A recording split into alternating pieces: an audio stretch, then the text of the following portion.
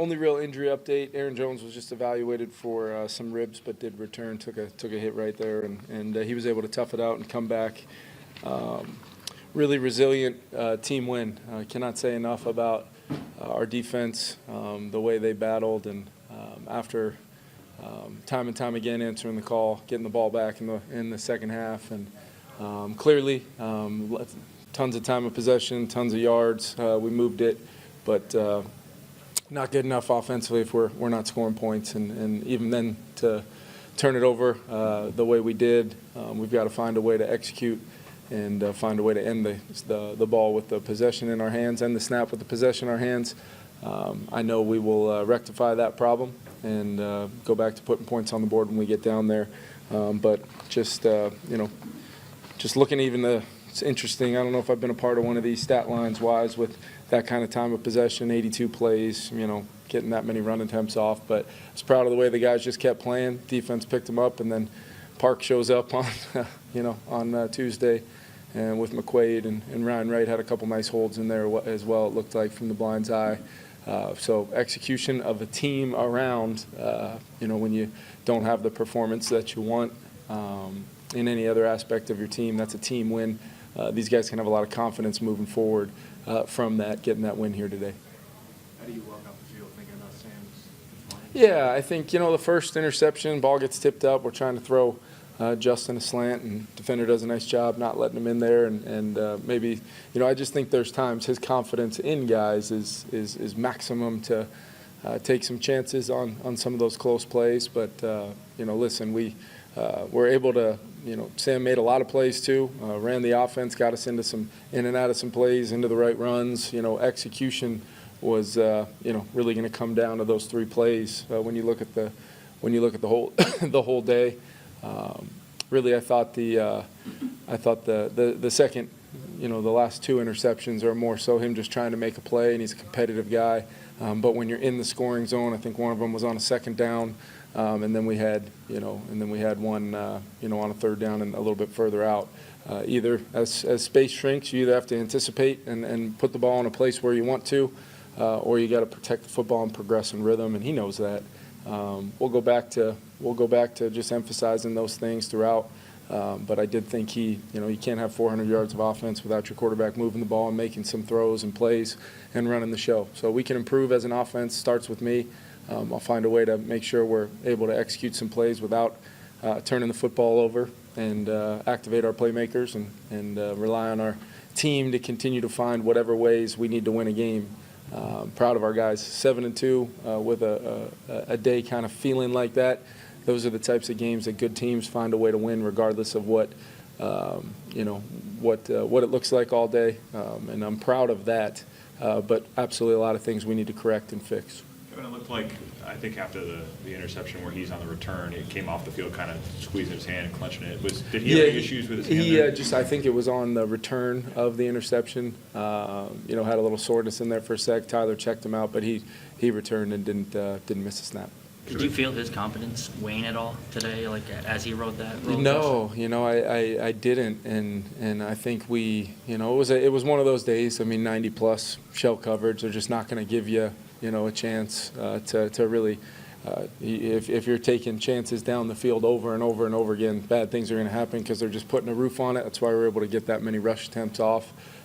Tight ends, leading us in receptions because there's a lot of space in the middle of the field. But when you throw the ball in the middle of the field, we had J.A., I thought, on one there on the 2-minute drive where I'd like to see that one hit for a drive starter chunk. Had some other opportunities down the middle, and we're just a little off, or good little reroutes underneath, whatever it is. But they weren't going to allow us to, have a lot of success just throwing the ball to Jordan and Justin and trying to find ways to activate some things to get them going. I thought Jordan made an unbelievable catch there early in the second half, trying to get him some touches to get him going a little bit. And then I thought there were some other guys that made some really nice catches, some good run after catch with some space out there. So just picking each other up all day long. And Sam Darnold's played a lot of football at a really high level this year. Huge reason why we're 7-2. And looking back on it, this can be a critical moment that we all kind of absorb and understand we're still 100% confident in Sam. It'd be craziness not to be. But at the same time, a great opportunity to figure out exactly, as we after action, exactly what happened. And, as coaches and players, put it together in a way where we'll be able to use this as a very healthy win to also improve. When you go through that after-action stuff with him, how do you coach him through that when he's making those split-second decisions of being aggressive but also put it in the right spot? Yeah, I mean that's why this position is so hard, because you're asking a guy to be aggressive, feet and eyes, and first and foremost you got to unpack all the fundamentals and techniques. Where were your eyes? Where were your feet? Protection. What did that look and feel like to you? Did you get sped up by something? Otherwise, continuing to. I thought there were some good examples of him. Checking the ball down, finding Aaron on one, finding the underneath coverage, seeing that underneath coverage get some depth and really try to put that lid over us. I thought we did have a chance to Jordan down the field. Got to go back and look at that throw there. It felt like we had a little bit more grass, maybe inside, out in front. But that was really, the best way we could to try to get over the top of them, and ended up, being a play where I think they called the hands to the face on Justin on that. So. Keep finding ways to get the ball down the field, attack the areas that defenses are allowing to have us attack, and get the rushing attempts off if it's going to be a close to 100% split safety game. When you say it'd be craziness to not have confidence, that's, I assume, means that there was never a moment where you thought Not about one. it? Okay. Not one all day long. In fact, I was looking at it as a great opportunity to see growth and continue to move the team. Because we're gonna check back in on this moment. And use it the right way, and Sam's going to be better off for it. I truly do believe that. Kevin, defensively, it kind of felt like after the first couple of Jacksonville drives, you guys started to turn up the heat a little bit. I mean, how much were you part of those conversations, or like what went into you feeling like you guys needed to bring more pressure? Yeah, I think Flo and his staff did a great job really tightening up the game plan after that drive. But yeah, my only, I have to be, especially in a game where we're getting 100% shell on the other side, half the time the reaction is just send them, Flo, send them all.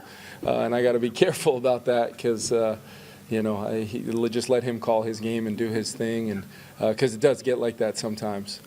And my confidence in those guys when we do send them, as you can tell, is pretty sky high. So, I just thought in general that the way he used it, the way he used the looks, and then causing some confusion there, still getting our DBs in space. I thought there were some unbelievable defensive performances. Murph with the pick in the third game in a row, Cam tracking that last one, kind of off of a pressure look and being visual to be able to go get that ball.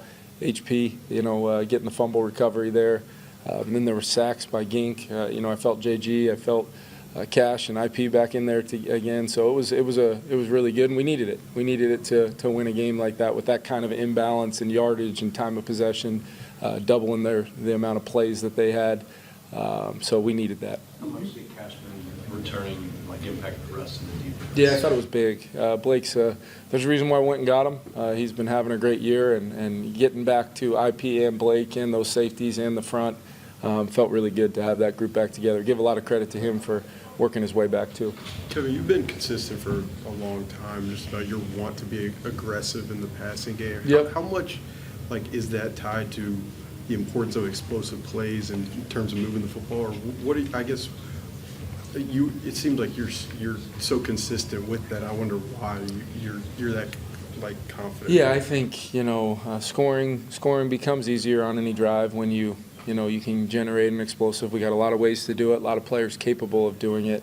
I think we had, I'm not quite sure the number, the amount of drives we had, over 10 plays. I mean, it just felt like we were driving the football pretty consistently all day, and just would, get down to the scoring zone and either have one of those turnovers happen or just not finish it out the way we needed to. And I thought as the game went on, anytime you're calling the plays and kind of trying to play through the quarterback, but also knowing you've got a defense playing the way we are, special teams with Park putting points on the board, this is going to be a game that you're going to have a chance to get the lead. It might not be the prettiest of leads. It might not be one we'll hang up, in the offensive unit room, but it'll definitely be one that as a team, I think we're learning we can win a lot of different ways, especially when one phase picks up the other. or 2 phases pick up the third in regards to how we need to win. You mentioned your tight ends. Just having TJ, like, how much of a luxury is that on third Yeah, down? I mean, some of those third downs, there's a reason why he's catching it underneath the coverage. It's a lot of attention going to 18 and 3, and TJ having him back. I thought that there was an explosive there to him on the in cut there when he got one-on-one coverage in man with split safety defense, all dedicated to Justin, and we were able to bring Justin to his side and activate. That's really, you guys have heard me talk about that.